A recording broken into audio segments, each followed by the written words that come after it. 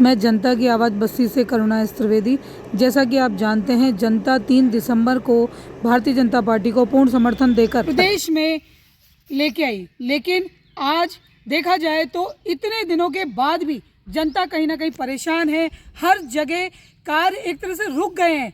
विकास की गति जिसके की दावा करके चुनाव में आई और जीती, विकास की गति थमने के क्या कारण रहे, आइए बात करते हैं हमारे बस्ती विधायक लक्ष्मण जी से। सर नमस्कार। नमस्कार जी। आज हम जनता के सामने आपको दिखाने जा रहे हैं ये जो 3 दिसंबर से और अब तक के जो कार्य रहा है, समय गुजरा है, इसमें भारतीय जनता पार्टी नए नए दावे करके जनता के बीच आई, लेकिन अब तक मंत्रिमंडल भी नहीं बना पाई। इस विषय में आप क्या कहेंगे, या जनता के विकास के विषय में क्या कहेंगे? नहीं, ये पहली बार है राजस्थान के इतिहास में कि रिजल्ट आने के बाद में, पूर्ण बहुमत मिलने के बाद में बीजेपी अपना ना मंत्रिमंडल नहीं बना पा रही है। जो मुख्यमंत्री जी और जो डिप्टी सीएम जो बनाए हैं उनको विभागों का आवंटन नहीं किया गया है। अधिकारी हाथ बार रख के बैठे हैं, वो सोच रहे हैं कि हमारे यहाँ से तबादला होना ज़रूरी है, तबादला होगा तो हम क्यों काम करें। तो ऐसी स्थिति में है ना, कुल मिला के पब्लिक को बहुत ज़्यादा परेशानी हो रही है।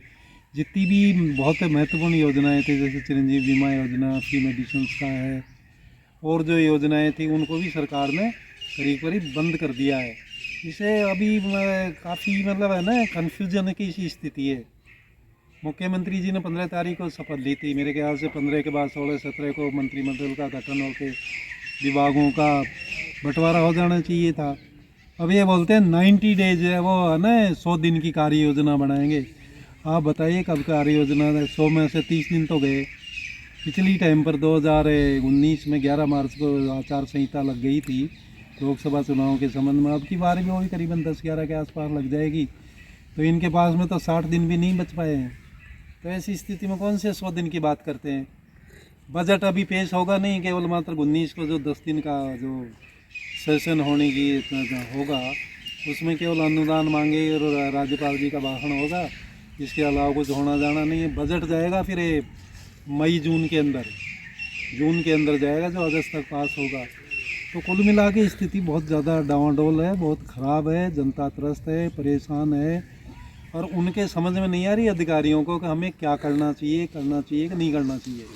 ये स्थिति है। भाजपा जो ये विकसित भारत संकल्प का जो अभियान चला रखा है, इस विषय में आप क्या कहेंगे? क्या वास्तव में जनता को केंद्र की जो नीतियां हैं उनका लाभ मिल पा रहा है, या ये केवल एक दिखावा है?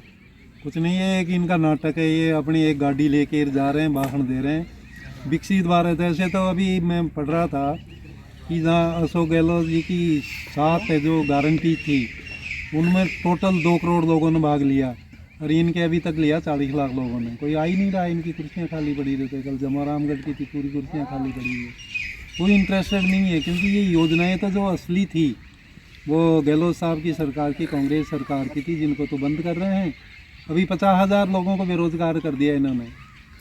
जो राजीव गांधी इंटर्नशिप वाले थे, वो जो है ना इनके 50 युवा मित्र वाला, उनको देख बेचारों को बेरोजगार कर दिया। नहीं, इसमें नाम दूसरा रख सकते थे अगर उनको राजीव गांधी जी से इनसे देख वो नहीं है, एलर्जी है, तो अटल जी के नाम से रख देते, और किसी के नाम से रख देते, प्रधानमंत्री जी के नाम से रख देते। लेकिन गरीबों को तो फ़ायदा होना चाहिए था, पर ये नहीं हो पा रहा है। इससे नुकसान हो रहा है। बेचारे 50,000 लोग एकदम बेरोजगार होना बहुत बड़ी त्रासदी है हमारे युवाओं पर। 2 करोड़ रोजगार तो कहाँ से दे पाए बेचारे, जो मिल रहा था उनको और बंद कर दिया है। अभी कहीं ना कहीं लोग कंफ्यूज हैं इस बात को लेके। जैसे कि अभी इलाज के देखा जाए तो जो लोग नियमित इलाज लेते हैं, बुजुर्ग लोग, वो लोग भी कहीं ना कहीं कंफ्यूज हैं, और दवा देने वालों को इतना ज़्यादा वो पैसा सरकार का ड्यू है, तो वो लोग भी परेशानी में हैं। तो ऐसी स्थिति में कहीं ना कहीं जनता परेशान हो रही है। इस विषय में आप क्या कहेंगे? और एक आयुष्मान करके एक योजना और आ रही है, तो उस बारे में आप बताएं थोड़ा सा। नहीं मैम, उसमें क्या है कि मर्जी आई जो नाम रखो, आयुष्मान में अभी तक 5 लाख तक का इलाज फ्री है इनका। अब ये कह रहे मुख्यमंत्री जी कि उसको हम 25 लाख करेंगे, कर देना। अभी तो प्राइवेट हॉस्पिटल्स ने तो बंद कर दिया। चिरंजीवी में जो 25 लाख तक का था वो बंद कर दिया। दुर्घटना बीमा योजना थी वो बंद कर दी। अगर किसी का रोड एक्सीडेंट में डेथ होती है तो पहले 5 लाख रुपए मिलते थे, एक परिवार में से 2 की होगी तो उनको 10 लाख रुपए मिलने का, तो वो भी बंद कर दिया इन्होंने।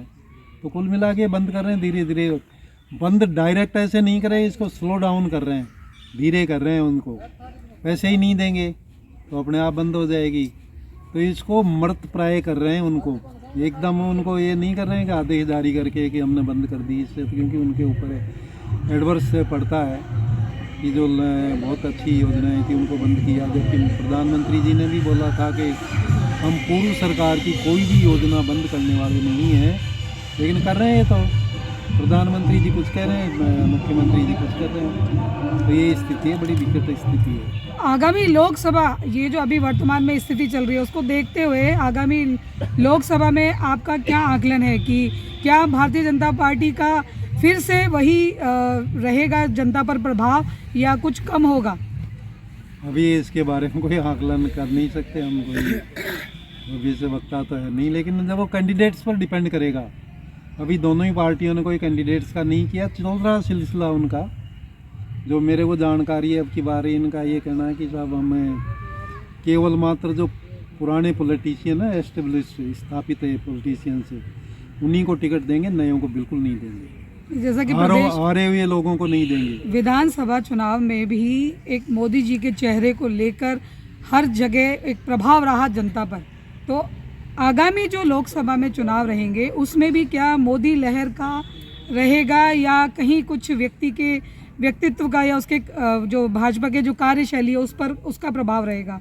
मैडम देखिए 2003 के बाद में कंटिन्यू ये कि परंपरा सी चल गई कि एक बार है ना 5 साल राज करेगी कांग्रेस, 5 साल करेगी बीजेपी। तो मेरे ख्याल से ये पहले ही पता था, सब लोग कहते थे, आप प्रेस वाले भी कहते थे कि भाई अब की बार तो बारी बीजेपी की है। अब फिर कहने लग जाएंगे अब अगली बारी 2028 के बाद कांग्रेस की है। तो मेरे को तो लगता नहीं है कि बहुत ज़्यादा ना प्रभाव फिर तेलंगाना में क्यों नहीं, वहाँ भी इन्होंने बहुत किया था, वो तो 5 पर ही सिमट गए। मध्य प्रदेश छत्तीसगढ़ का मेरे को मालूम नहीं, क्योंकि उन जहाँ के जिस इलाके के बारे में मेरे को जानकारी नहीं, मैं कमेंट्स करना पर उचित नहीं समझता। लेकिन राजस्थान की तो ये है कि न ये कि परंपरा ही पड़ गई, रिवाज है। लेकिन आपको इस बारे में मैं बधाई देना चाहूँगी कि 35 वर्ष के बाद आपने एक नया रिकॉर्ड कायम किया है कांग्रेस से जीत हासिल कर कर। तो इस विषय में भी आप 2 शब्द कहें कि आपकी जीत का प्रमुख कारण क्या रहा? हमारी जीत का प्रमुख कारण हमारे वोटर्स है, हमारे कार्यकर्ता है। हमारे कार्यकर्ता बहुत दमदार है बस्सी में, इतने लोग सब अप्रिशिएट करते हैं कि जितने दमदार, जितने ईमानदार, बिल्कुल पावरफुल, विश्वास योग्य जो कार्यकर्ता बस्सी में कांग्रेस के हैं, वैसे कहीं मेरे ख्याल से दूसरी विधानसभा में नहीं है। एक भी कार्यकर्ता ने कोई लापरवाही नहीं बरती, कोई बदमाशी नहीं की, किसी ने देखा ना कोई जाके दूसरे पाले में जाके कोई देख बात नहीं कही। कुल मिला के दमदारी से काम किया हमारे कार्यकर्ताओं पर। ठीक है, पब्लिक में पहले हम 43 से जीते, अभी 6314 है जीते हैं।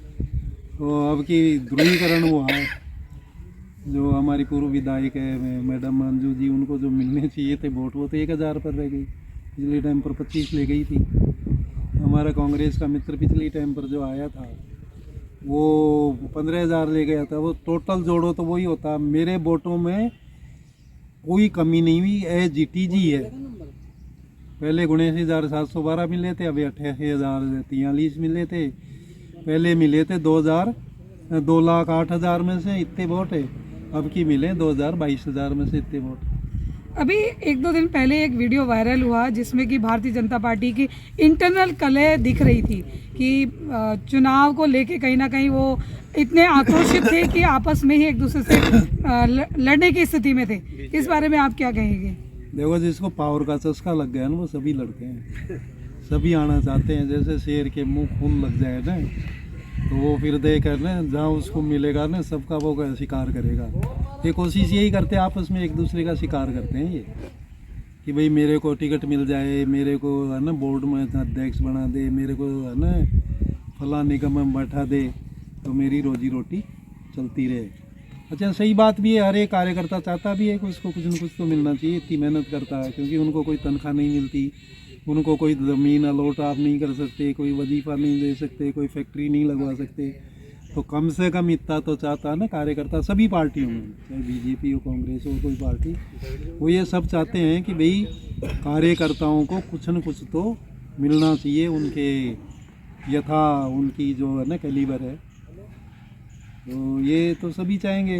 अगर उसमें सबको मिलता नहीं है, सबको नहीं मिलता ना, तो फिर लड़ाई होना तो वाजिब ही है। फिर कहेंगे इसको टिकाओ, इसको मारो, इसको गिराओ, ये जीतना नहीं चाहिए, इसको हराना है। तो ये कार्यक्रम तो सभी जगह चलता है, कांग्रेस में भी चलता है, बीजेपी में भी चलता है और पार्टी में भी चलता है। धन्यवाद। नमस्कार। जैसा कि आपने सुना, मंत्रिमंडल के गठन नहीं होने से जनता परेशान है और प्रशासन कहीं ना कहीं स्वतंत्र है, काम पर ध्यान नहीं दे रहा है और विकास की गति रुक गई है, सभी कामों पर स्टे लग गया है। मंत्रिमंडल का गठन हो तो जनता का विकास हो। धन्यवाद।